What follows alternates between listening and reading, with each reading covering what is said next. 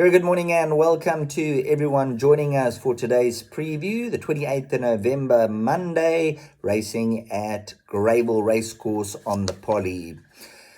Lots of rain about in KwaZulu-Natal. It's very overcast and cloudy this morning. They are expecting a few more showers. So take note of the conditions on the day. And I think those horses up front in the shorter distances, if they get away, they might prove very difficult to peg back.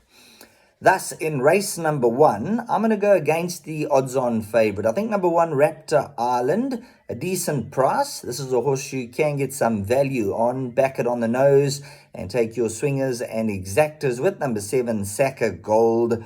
Dennis Bosch gave this one a run on the 7th of November. Had his comeback run as a gelding. If you look at the son of Dynasty, Cheeky Laddie, Diani, the form lines have worked out very well. Horses like See It Again, Arbitrator, Global Dollar, and Cherokee Trail, those are amongst the horses that have come out to win. And from the best of the draw, I believe dropping to the 1200 meter trip could be the winning recipe in race number 1 for Raptor Island. Big, strong individual and might be able to go all the way if Saka Gold just gets caught out a bit and not right up there with the speed. It'll be an interesting race.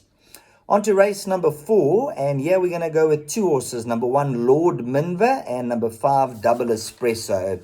Now, conditions-wise, Lord Minver is going to have everything in his favour because when they jump, he jumps from the paint. He jumps on draw 1, so he'll be there for free. He's a horse who likes to race with the speed, and over the 2,000 meter trip, if nothing challenges him early on and he gets a good run in Transert, look at his form on the Poly. He's had the 17 runs for a win, a second, 3 thirds, and 3 fourths. So number 1, Lord Minder from the Carl Hurtson stable. Serena Woodley did partner him last time out. He's a horse who's going to be winning soon, and today could be the day. He's going to be the each-way play along with number 5, Double Espresso. Now, you'll all remember Double Espresso. That was our value selection last time out, and we said it around 20 to 1 each way. If things map out for him, he could certainly come through and win. When he did, on the nod, he got up the last few strides.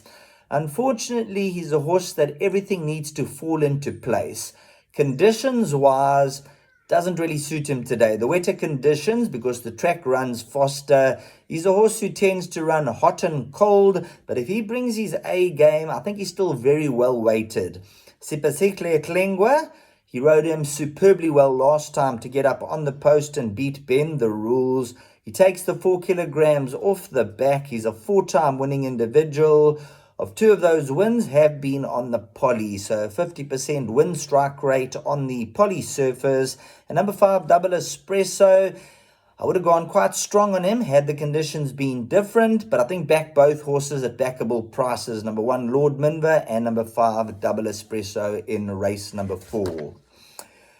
Race number 6, number 8, All the Time. He has a nice roughie who has been backed in the market, and another one that can run on into the money. A nice place bet has been backed down from around 25 to 1. I thought this was the value on the day. Once again, same as Double Espresso, a horse who needs the conditions to favour him. They will not favour him today, and I'm just looking for him off his current rating and the weight off his back to get a blow in and run an absolute cracker. Then on to race number 7, where there's quite a few scratchings. So this show is recorded early in the morning. There's a number of scratchings in race 7, and look at the rest of the card for any further scratchings. A few horses have been scratched due to an interrupted preparation due to the amount of rain we've had in KwaZulu-Natal. But if you go to race 7, number 1, Juan Carlos, on the speed rating side, he stands out head and shoulders above the rest of the field. And I just get the feel with the front-running tactics, he might be able to lead them a merry dance. He gets the 1.5 kilograms off for Rachel Benica, who knows him exceptionally well. He was a 90 once upon a time. He's racing off a 78 minus the 1.5 kilograms. Penultimate run to Sea Master, that was in an 85 handicap. A number of winners have come from that form line. And then last time, 4th behind Banzai Pipeline. Only slight concern is he's yet to win on the Poly. Both of his wins have been on the turf to date. Well, they's had 6 runs on the poly for a second and 3 fourth placings. Distance-wise, a win, a third and a fourth, and I think he could be the horse they all have to catch in race number 7 over 1600 meters.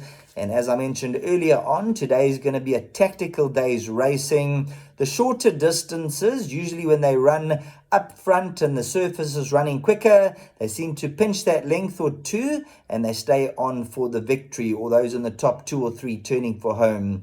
As you go over a bit further, they can make up a bit of ground, but if given the right ride and given a bit of a chance early up front and skipping it at the 600, coming to the last 200 meters, you find the horses in behind. When the track's running fast, they just battle to make up the ground. So there's a look at the race meeting today, 28th of November, Monday at Greyville. Best of luck on behalf of Marshall's World of Sport.